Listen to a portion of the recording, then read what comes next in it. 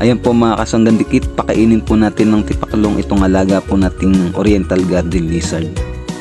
Tingnan niyo po, nagpapasubo na po siya. Ayan po.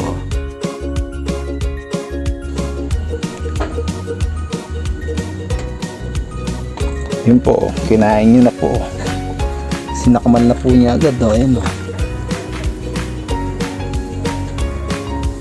Bali pinapatay niya po muna bago niya lunukin. Ayun.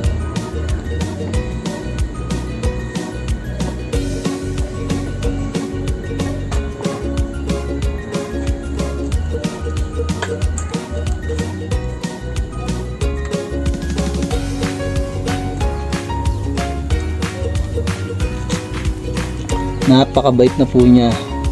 Nagpapasubo na po siya. Ayun. Okay na po.